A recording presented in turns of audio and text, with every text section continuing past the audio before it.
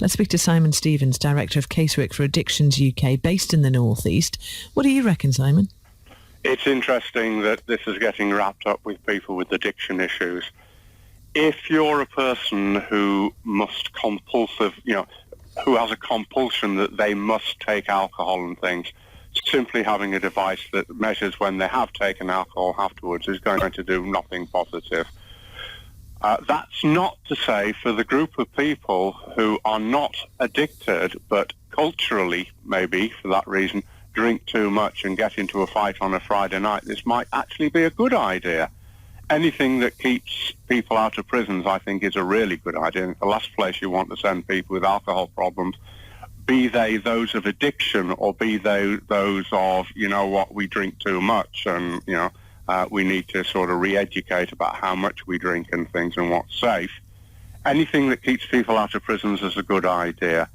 It's interesting that you've pointed to the two different sectors here because, of course, these are for people who've committed certain criminal offences whilst drunk, alcohol-fuelled offences.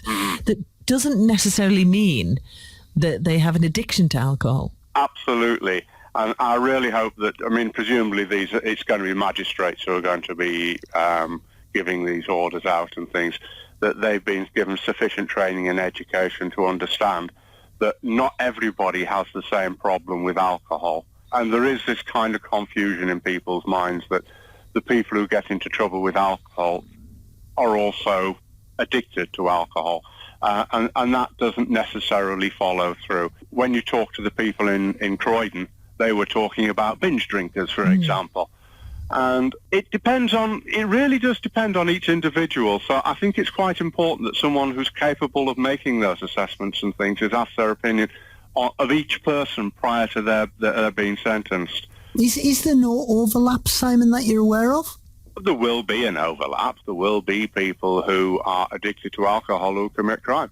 But that group of people really need to have a positive treatment that helps them overcome their compulsion to alcohol. Simply measuring that they've had a drink is not going to stop them from drinking because it is, as I say, a compulsion. As a recovering alcoholic and addict myself, I know that my overwhelming need for the day was to have a fix. And, if someone was measuring it, that wouldn't have stopped, that wouldn't have helped me stop that certain piece of behavior. I needed to do it, and that's something that I laughingly refer to people who are not alcoholic or drug addicts and things as earthlings. To an earthling, that doesn't make sense because you think, well, you just don't have it. You can't comprehend what that compulsion is like. I don't mean that in an insulting way or anything. Why do you think it's worked then in the US?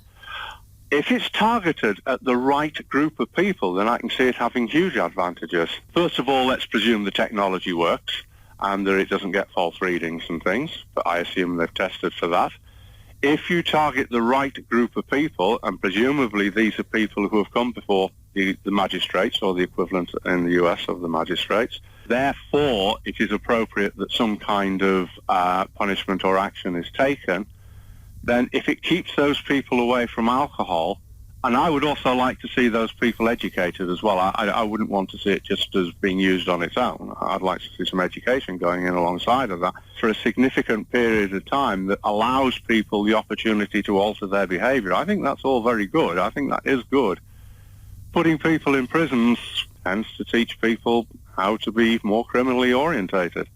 You were given a second chance after battling your addictions. Mm-hmm. This could give a lot of people a second chance, just a wake-up call, a reminder that life can be better. I think people who have a pathological dependency are pretty much born that way. They're on a pathway to showing full addictive symptoms and things. All right, well, let me ask you another question. What was, if you don't mind me asking you, What was your moment of clarity? My moment of clarity was, for me, when I was aware just how black, bleak, dark things were, and that I was actually drinking just to be unconscious as quickly as possible. I used to refer to it as a mini-death. I didn't want to commit suicide, I just wanted to cease to exist. And then when I became aware, because it might seem rather strange to people, I wasn't aware that people got better. when I became aware that people did get better and I fell into the company of those people who had also recovered and things, that was my, you know what? There was a moment of sanity and I could do something about this.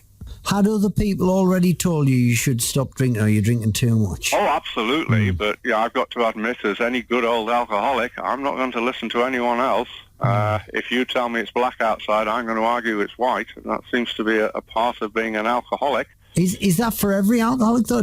Can some alcoholics or people with addictions get that moment of clarity from someone else, perhaps? Or I think from a project like this? I think they can, but we talk about rock bottoms often, that people hit a pot. It doesn't have to be the same rock bottom for everybody. I've helped people whose rock bottom was they lost their driving license. And so then that was their wake-up call and things. So for perhaps it might be that a bracelet like that might be a wake-up call for some people. But I really think where its strength's going to be is for those people who, for cultural reasons or just because they're young or whatever, overindulge in alcohol.